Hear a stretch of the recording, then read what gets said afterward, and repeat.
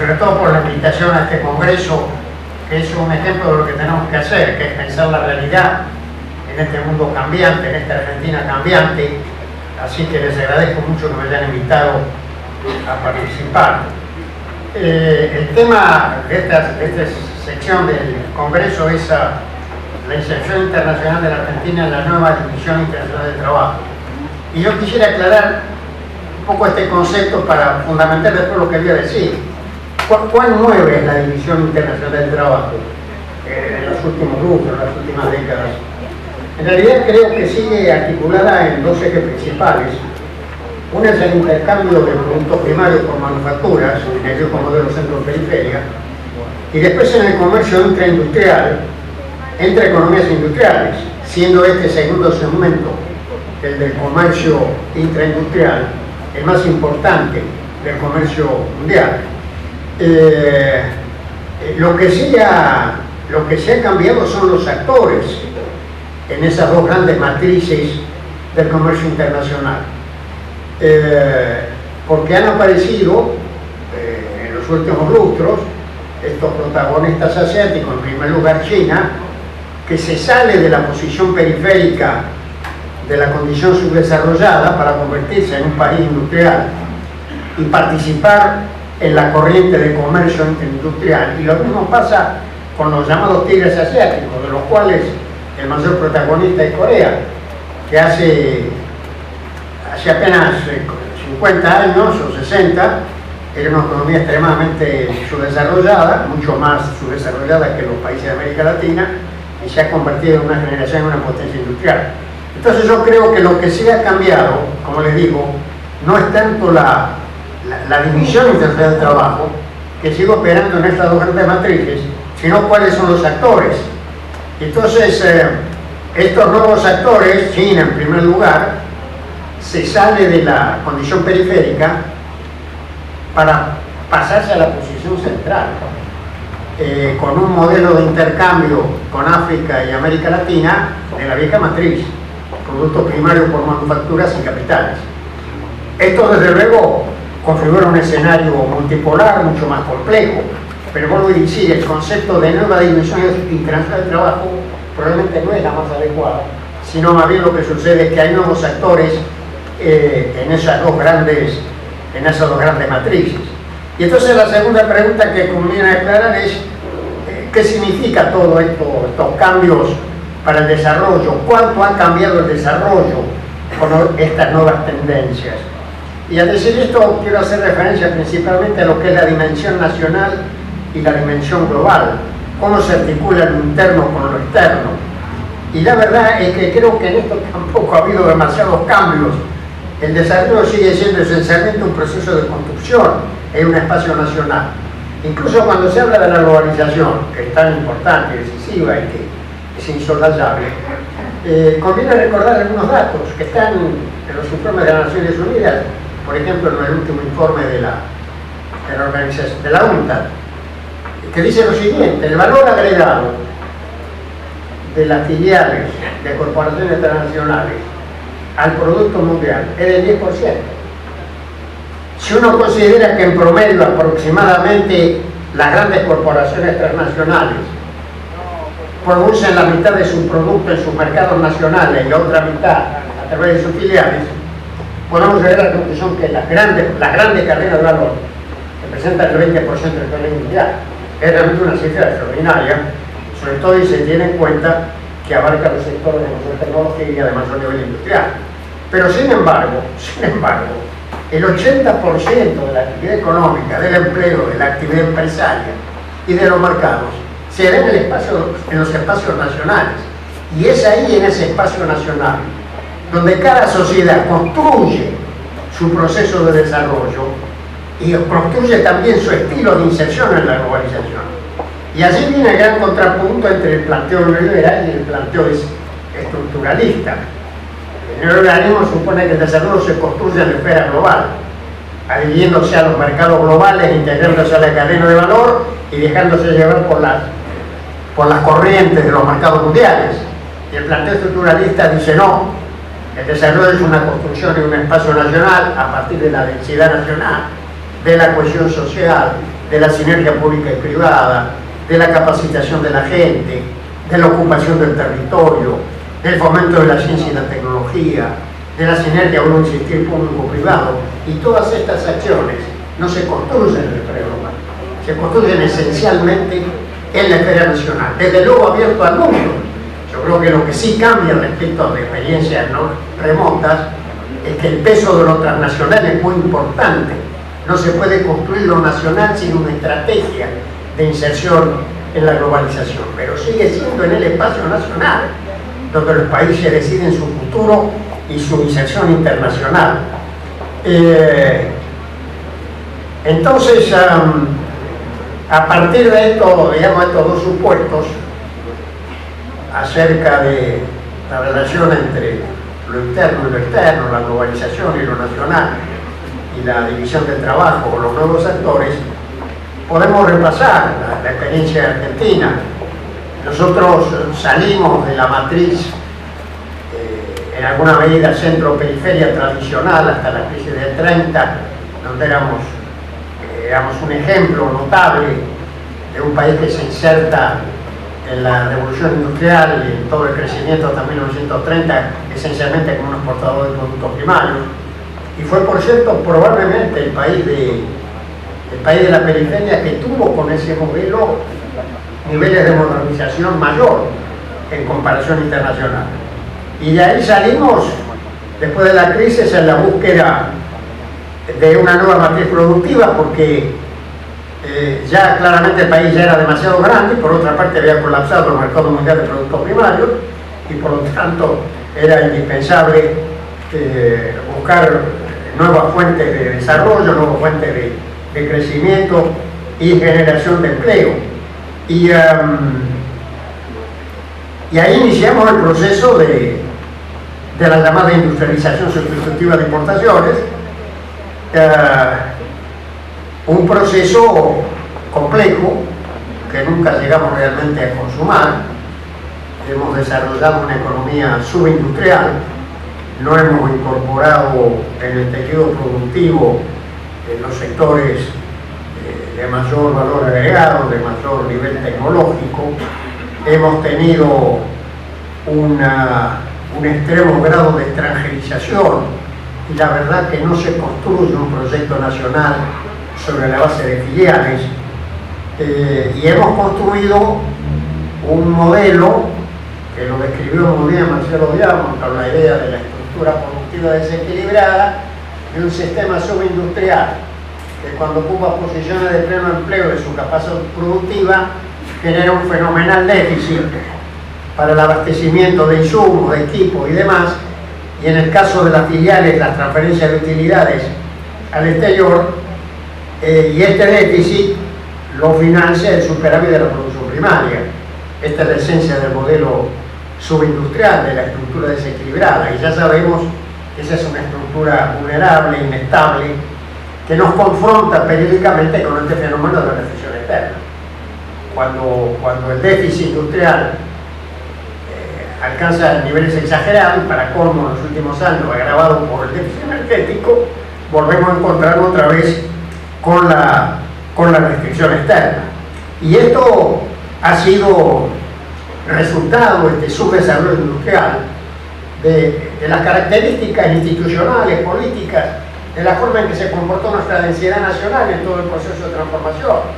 Y la verdad que hemos vivido desde el tren, bueno, se da este caso notable por la coincidencia de la fecha, que la crisis del 30 se produce exactamente, o se inicia o se profundiza exactamente el mismo año que se derrumban las instituciones creadas bajo la Organización Nacional.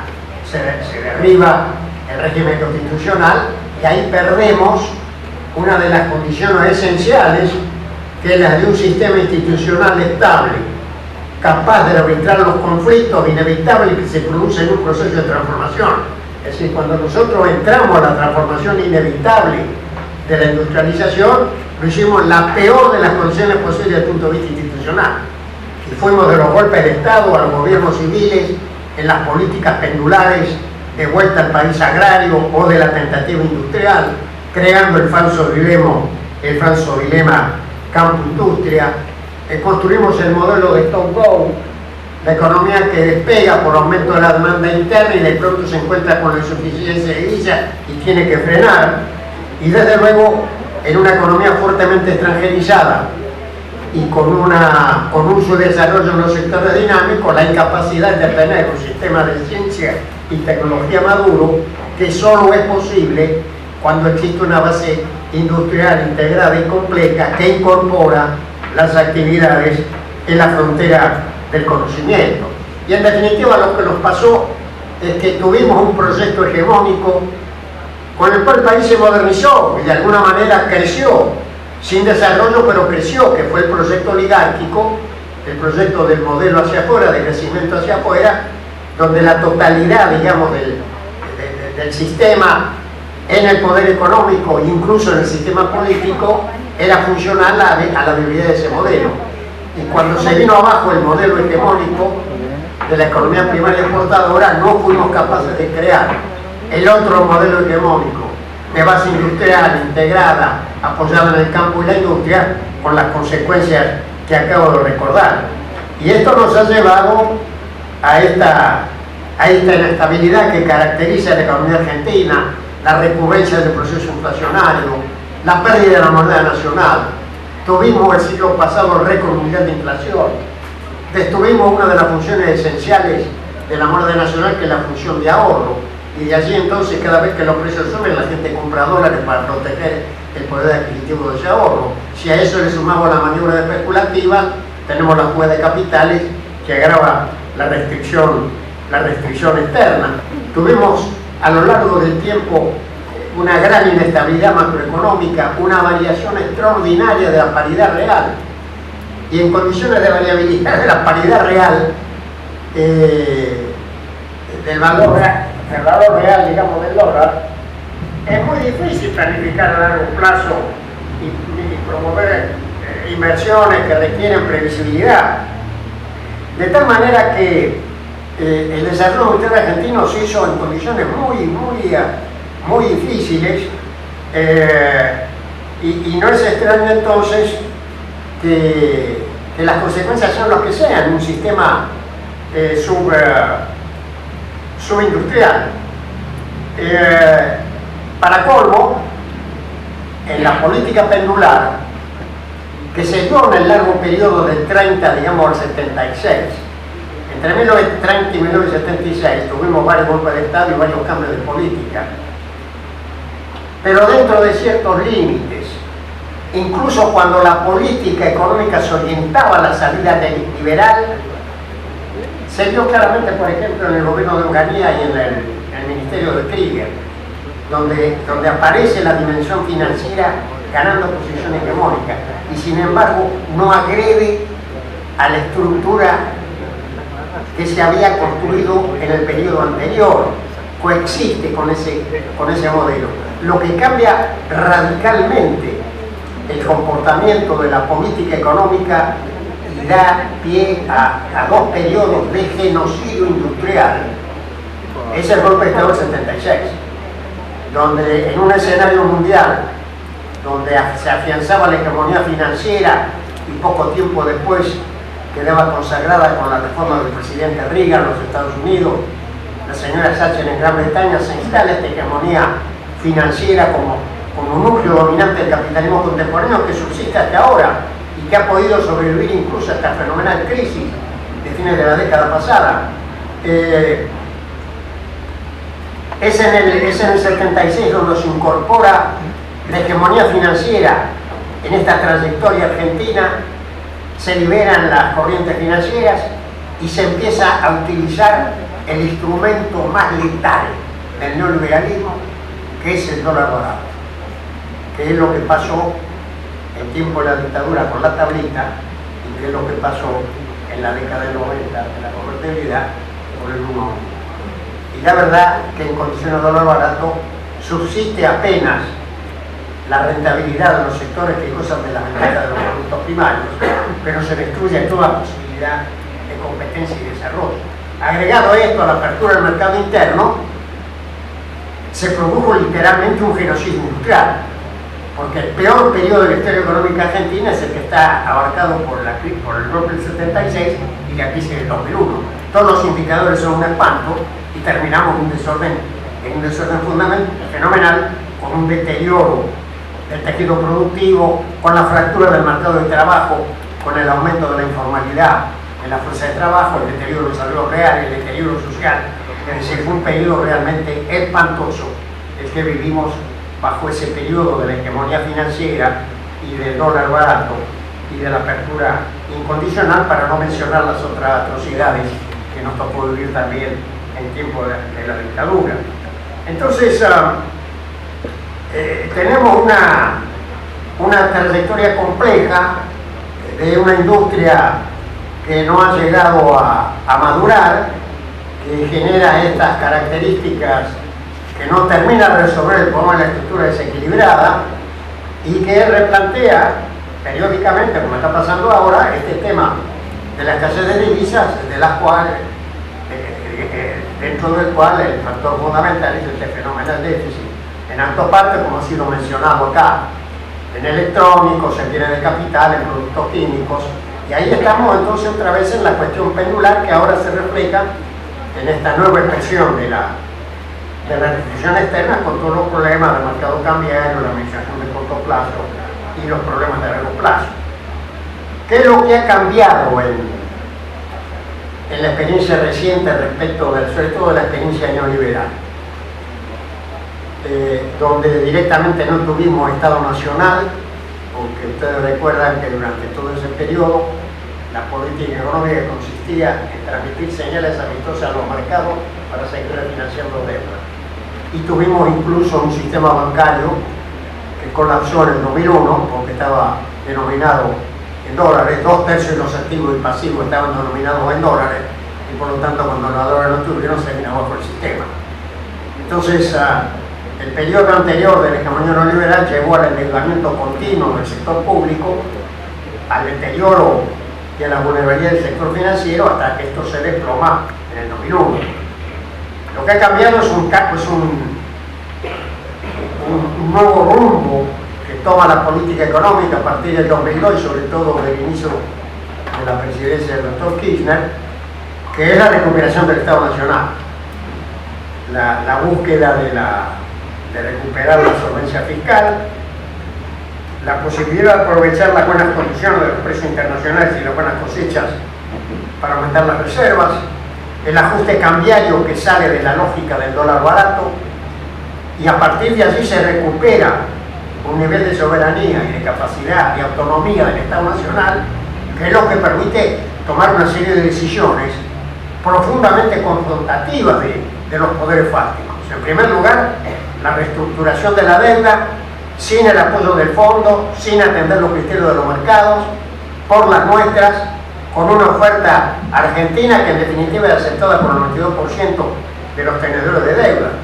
Después se nacionaliza el sistema jubilatorio, pasando esa inmensa masa del ahorro interno de estar al servicio de la especulación financiera, estar al servicio, hay que usarlo bien, pero al servicio de los fines de las políticas públicas. La recuperación de YPF, que fue se puede decir que fue tardía, que tuvo que hacerse antes, pero la verdad es que Argentina fue en tiempo del neoliberalismo el único país que transferizó su empresa petrolera, haberla recuperado y sobre todo haber podido recuperar la gestión de estos yacimientos que parecen extraordinarios en Vaca Muerta es un paso fundamental. Es decir, ha habido una serie de decisiones afirmativas del Estado Nacional y de la soberanía que nos ha permitido incluso enfrentar, sin que se viniera el mundo abajo, como nos habían dicho, este desafío de los buitres y de este juez norteamericano que pretende lo que es inaceptable, y frente a lo cual, contrariamente a lo que dijeron algunos observadores, que si no hacíamos lo que nos decían se venía el mundo abajo, no se vino el mundo abajo. Los problemas argentinos siguen siendo exactamente los mismos con Grecia o sin Grecia, en la inflación, en la restricción externa, son los problemas de la fortaleza de la debilidad fiscal, es decir, esos son nuestros problemas. Pero a pesar de que tenemos esos problemas, de la transformación que se ha producido, surgió una capacidad de resistencia y todavía de gestión de la macroeconomía, que por un lado permite plantarse frente a esta demanda los dos mercados juntos son un mercado respetable en el orden internacional. Pero si no fuera posible, yo creo que este es un desafío que tenemos por delante, igual que en el sector electrónico. Estaba leyendo estos días un magnífico libro de historia de la ciencia del profesor Diego Gustavo, donde repasaba dónde estábamos en materia electrónica allá en los años 60 y principios de los 70. Estábamos en un momento en que despegaban las tecnologías de la información y la comunicación en una posición dentro del mundo periférico muy interesante, con buenos recursos humanos, con una serie de proyectos en marcha. Una firma, FATE, que era una firma productora de neumáticos, creó un departamento de electrónica que terminó produciendo una computadora argentina, que en ese momento era tan buena o mejor que la que hacían los coreanos. Y en 1970, me acuerdo, siendo yo ministro de Economía, allá por noviembre, se presentó esta cifra, se llamaba, se llegaron a hacer una buena cantidad.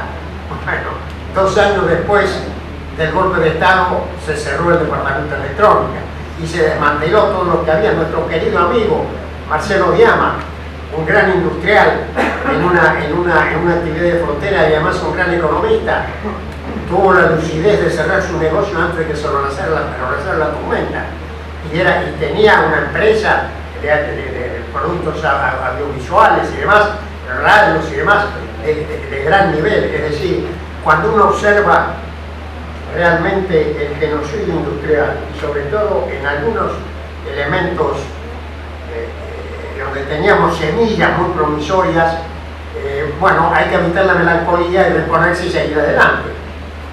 Y también recordar que al mismo tiempo que se produjo ese genocidio, algunas cosas un poco por milagro sobrevivieron, como se vio, por ejemplo, la energía nuclear, que se mantuvo porque había centrales que no se pudieron vender, y en torno de esa energía nuclear y lo que implicaba su gestión aparecieron cosas complementarias, como por ejemplo el INPAP, que siguió funcionando y ahora en los últimos años, con el apoyo que ha tenido, termina construyendo, ya desde antes,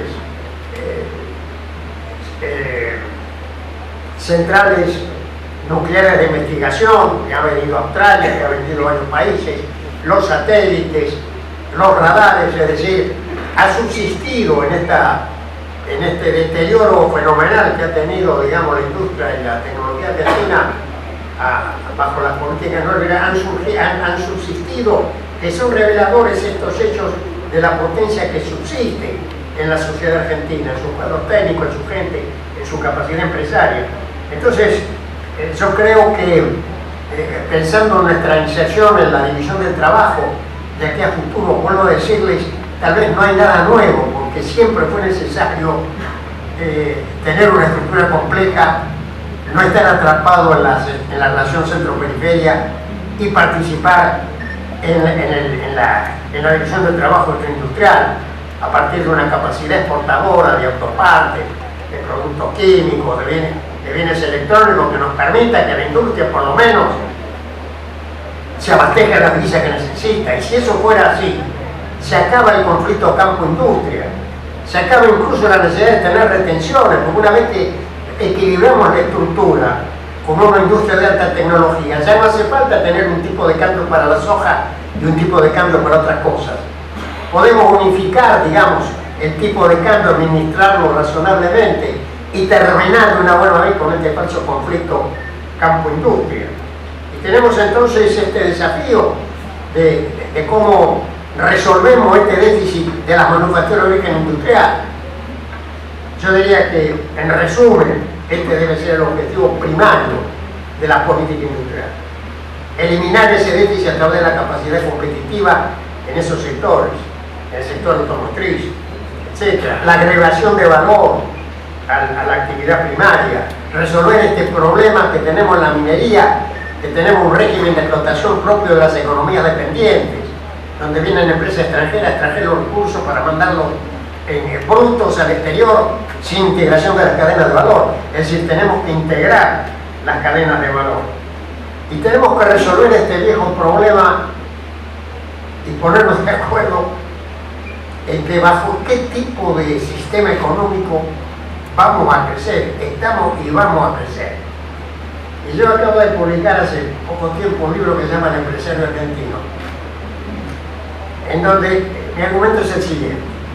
Miren, en la historia económica mundial, hasta ahora, siempre, sin excepciones, el desarrollo se produjo siempre en economía de mercado. La única excepción que intentó un rumbo distinto fue la Unión Soviética, el siglo pasado, no prosperó.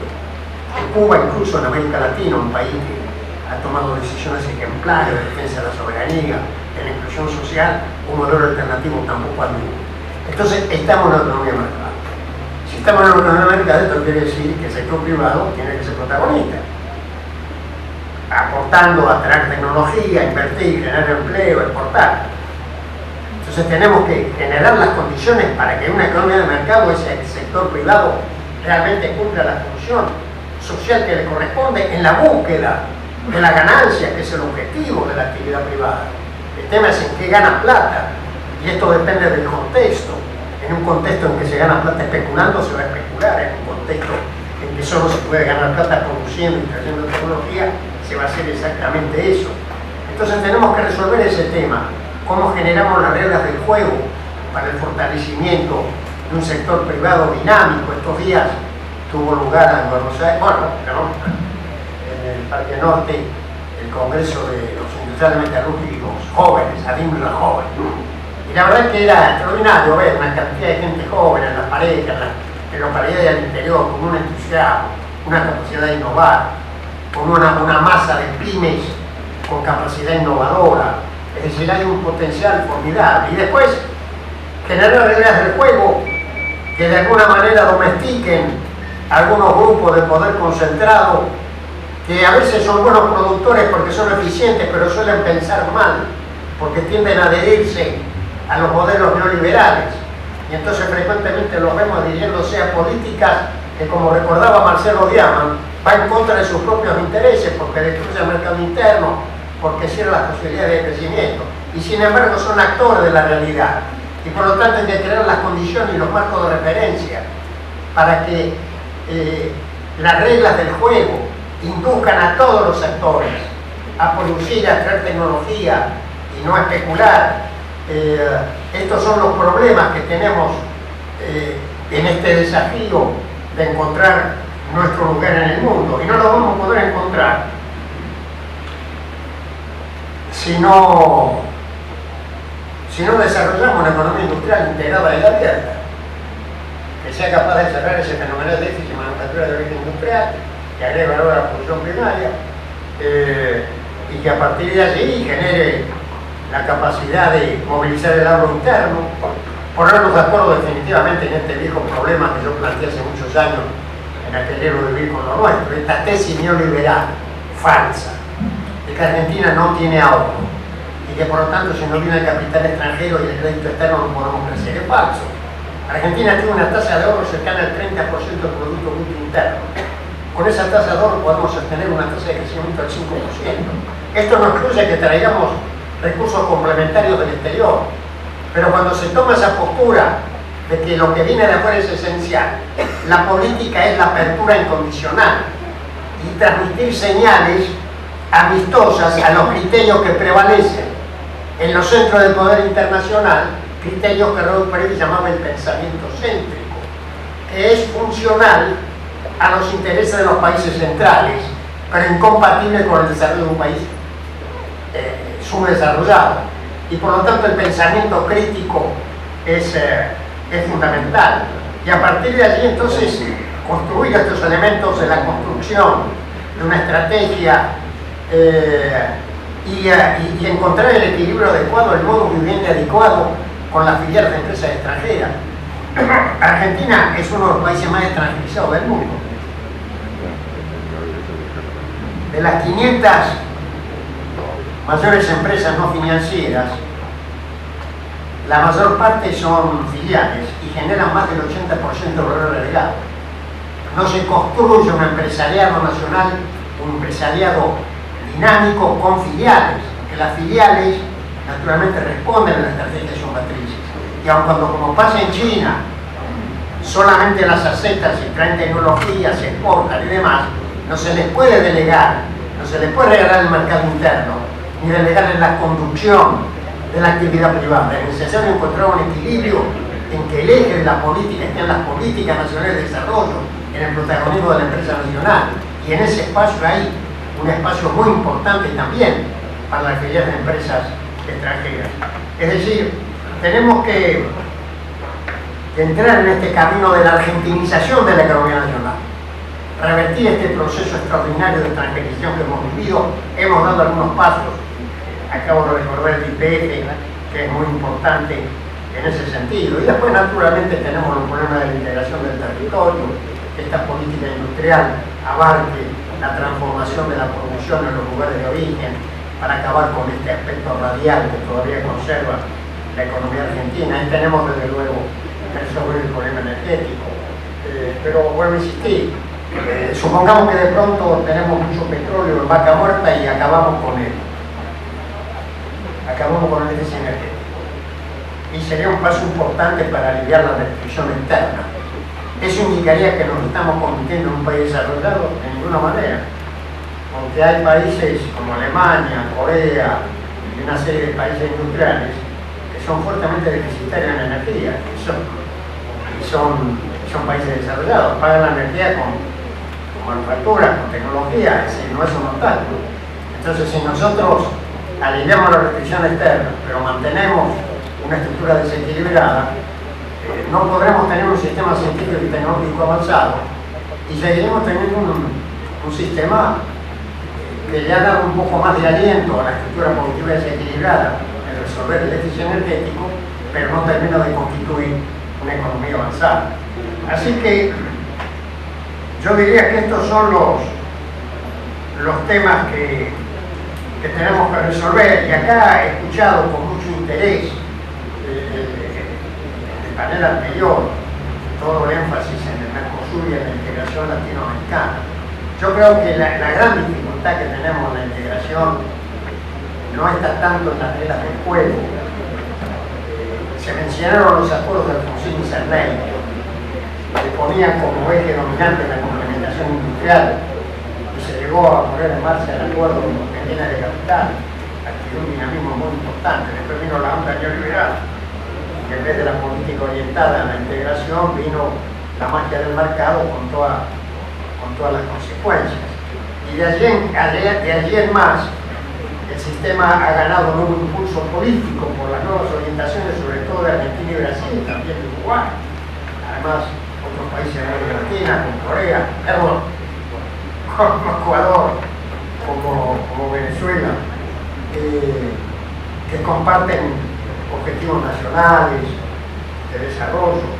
Pero nuestro gran problema de la integración está en la debilidad de nuestras propias políticas.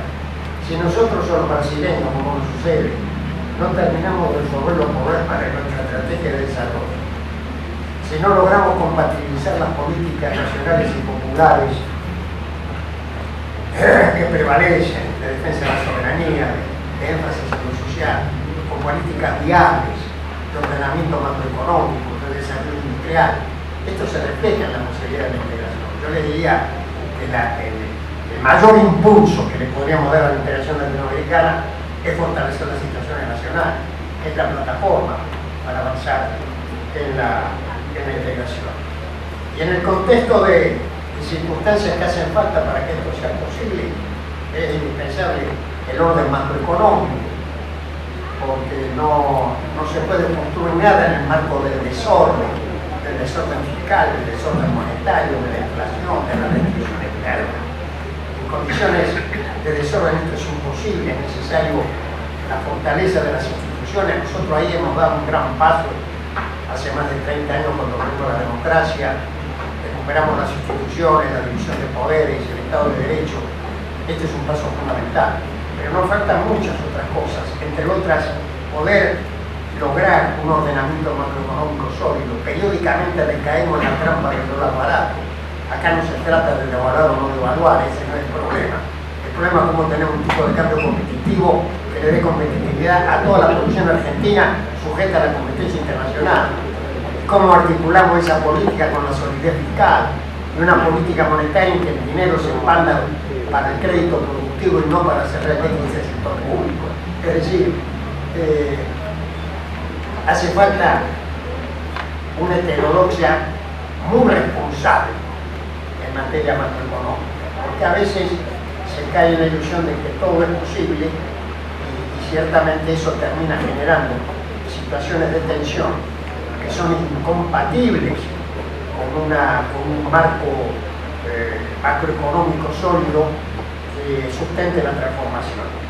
Así que bueno, yo les agradezco que me hayan invitado a esta reunión, les transmití algunas de las ideas que tengo sobre esto. Creo que Argentina tiene todos los medios, todavía Argentina sigue siendo uno de los países en desarrollo con mayor potencial, tenemos recursos humanos calificados, hemos demostrado que podemos hacer las cosas más complejas, como hace poco el satélite que está ahora en órbita, y tantas otras cosas que han hecho incluso en el sector agrario. Algunas áreas de la agricultura argentina están en la frontera tecnológica, los paquetes tecnológicos, la siembra directa. Es decir, hemos demostrado hasta el cansancio que tenemos los medios humanos, el octavo territorio más grande del mundo. Hemos sido capaces de producir una cultura de reconocimiento universal. En materia económica somos un país subdesarrollado. Argentina, América Latina, en materia cultural es una potencia de primer nivel. No se puede escribir la cultura del mundo contemporáneo sin América Latina y sin el aporte argentino. Entonces tenemos los medios humanos y materiales, y yo creo que lo que nos hace falta es construir un proyecto hegemónico en que converjan las fuerzas creadoras de la sociedad argentina en el proceso de transformación. Y creo que cosas como lo que están pasando hoy esta tarde, este congreso, es precisamente lo que hay que hacer para eso. Muchas gracias.